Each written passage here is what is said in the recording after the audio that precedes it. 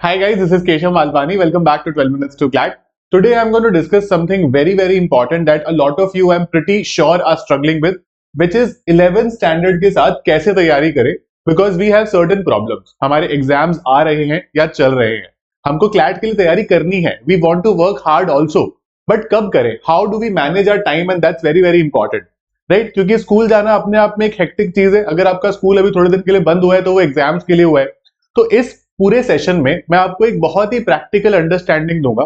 This session अगर आप end तक देखोगे will also pose certain questions to you, जिसके आंसर्स आपको अपने पेरेंट्स के साथ मिलकर ढूंढने हैं कि मैं जो बोल रहा हूं वो सेंस बना रहा है या नहीं बना रहा है. Right, so you can obviously ask questions in the comment box also after you could say you watch this session and you have any doubts as well. But मैं आपको यहाँ पर प्रॉपर्ली समझाता हूँ. देखो अभी हम लोग 11th स्टैंडर्ड में हैं और आई थिंक जो लोग ये सेशन देख रहे हैं उनको ये समझ में आ गया होगा कि आप लोग इसी साल क्लैट 25 जो दिसंबर 2024 में होगा उसके लिए एलिजिबल हो. All of you are eligible for it, right. और हम सब चाहते हैं कि हम लोग 12th के साथ ही निकल जाए. हम लोग अभी किस बात की टेंशन में है कि अभी हमारा 11th का एग्जाम है, तो 11th के एग्जाम के साथ में प्रेपरेशन को मैनेज कैसे करेंगे, इतना ज्यादा स्ट्रेस और लोड कैसे लेंगे. फेयर क्वेश्चन है ना. पेरेंट्स की भी ये प्रॉब्लम है, हमारी भी ये प्रॉब्लम है. Let's try to understand this. हमारे को ये प्रॉब्लम्स है ना, अभी हेक्टिक स्कूल टाइमिंग्स है हमारे, या फिर स्कूल एग्जाम्स है, ट्यूशंस वगैरह होते हैं, बाकी कमिटमेंट्स हैं, राइट. और एक क्या होता है जब भी आप एक क्लैट की प्रेपरेशन कर रहे हो, कुछ लोगों ने अगर ऑलरेडी स्टार्ट कर दी है जो 11th स्टैंडर्ड में है, या फिर आपने बेसिक्स भी शुरू किए हैं, then you feel that you fighting that lone battle.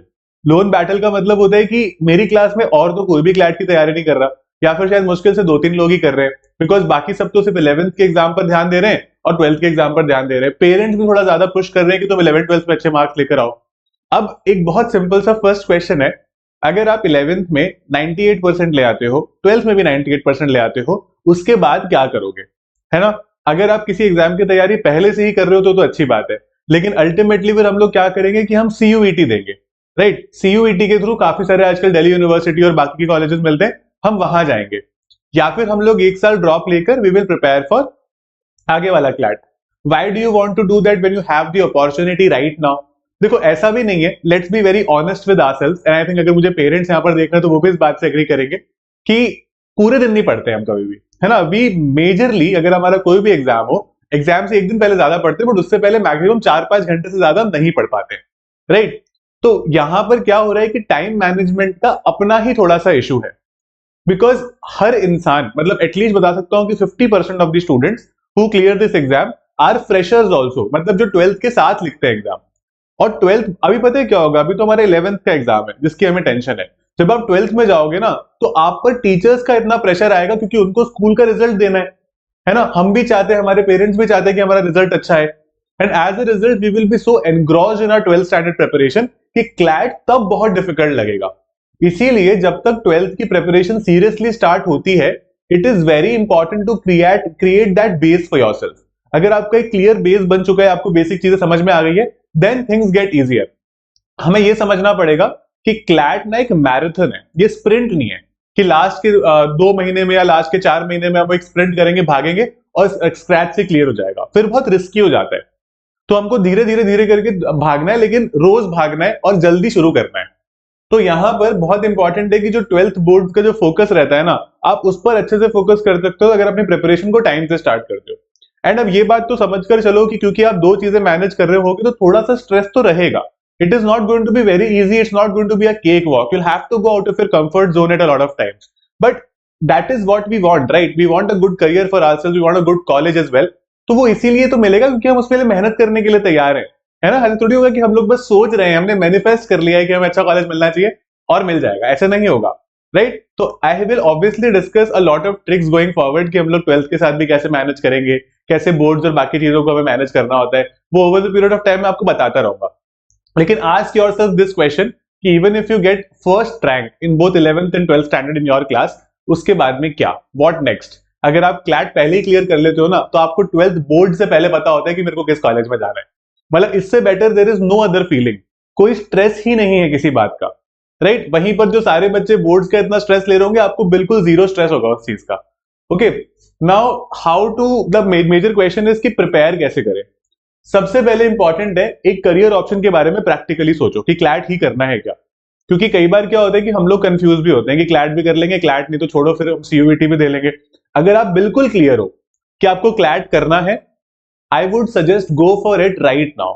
ठीक है, धीरे धीरे करके शुरू करेंगे, लेकिन go for it right now. I understand कि स्कूल के एग्जाम्स आ रहे हैं या चल रहे हैं, तो उसके साथ ऑब्वियसली एक दो दिन का गैप आएगा, लेकिन कुछ तो कर लोगे ना। जीरो से तो स्टार्ट नहीं करोगे महीने दो महीने बाद, राइट। उसके अलावा CLAT solve board as well as your career issues. मैंने भी बताया ना, क्लैट क्लियर हो गया तो बोर्ड की ना चिंता है ना अपने करियर की फिर आगे चिंता है, क्योंकि फिर हमें पता है कि आगे जाकर हम लोग कुछ ना कुछ अच्छा कर ही लेंगे, है ना। If you are able to clear it, if you are able to back top colleges.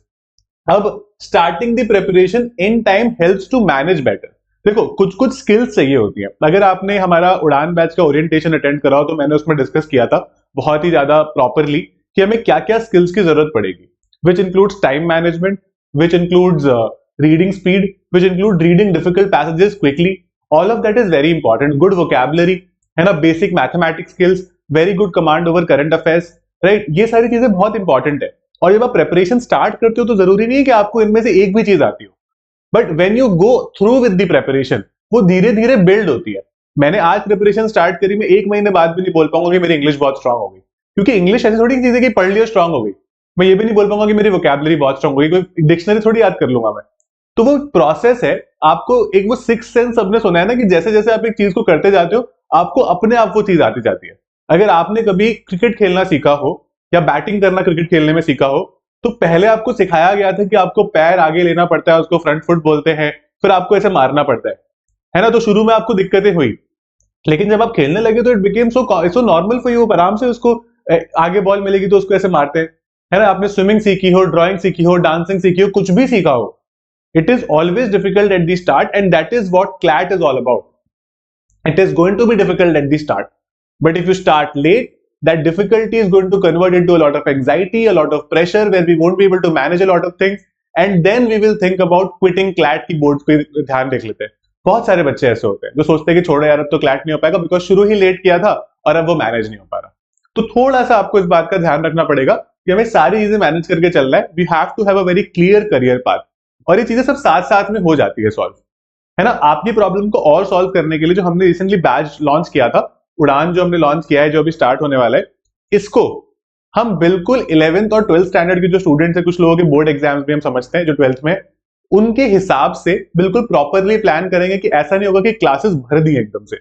हमें भी पता है आप लोगों के एग्जाम है ना। We are also obviously like हमारा जितने भी हमारे पास स्टूडेंट्स ऑलरेडी हैं वो सब तो 11th 12th के ही स्टूडेंट्स हैं, तो वो भी हमें बताते रहते हैं कि कितना ज्यादा हमें एग्जाम का प्रेशर है, हमारा अभी एग्जाम है इसलिए हम कभी कभी क्लासेस नहीं अटेंड कर पाए, है ना। और ये बहुत नॉर्मल सी बात है। तो इसीलिए we will start slow but we will start with something and they will pick up on it, क्योंकि छुट्टियां भी आती है 11th और 12th के बीच में, चाहे वो 10 दिन की आए, है ना। तो उसमें हम फिर पिकअप करते हैं कि भाई अब एकदम से निकालेंगे एग्जाम को, है ना। मतलब अब एकदम से क्या कहते हैं प्रिपरेशन को पिकअप करेंगे जो छूट गई थी। तो इसीलिए इट्स वेरी इंपॉर्टेंट कि कुछ कुछ चीजें धीरे धीरे करके आपके दिमाग में जाती रहे और उसके साथ साथ हम लोग क्लैट में भी ग्रो करते रहे, right. I understand 11th and 12th are important because we know all our friends are doing that, our parents want it, but what do you want at the end of the day is a major question that you have to ask yourself. Discuss it with your parents very seriously. ये career choice जो आप लेने जा रहे हो, it's not something कि कोई आज वो काम नहीं है कि भाई एक बैट लेने जाना है तो कौन सा बैट ले ले, गलत भी आ गया तो चल जाएगा। यहाँ पर बहुत सोच समझ के कदम लेना पड़ेगा, and we have now come at that crucial point in life. शायद अभी तक ये क्वेश्चन हमारे दिमाग में बहुत सीरियसली आया नहीं था, क्योंकि ठीक है हम लोग 9th 10th 11th सब में सोचते हैं कि हम कुछ ना कुछ आगे करेंगे, बट अब हमें वो डिसीजन लेने का टाइम आ गया है।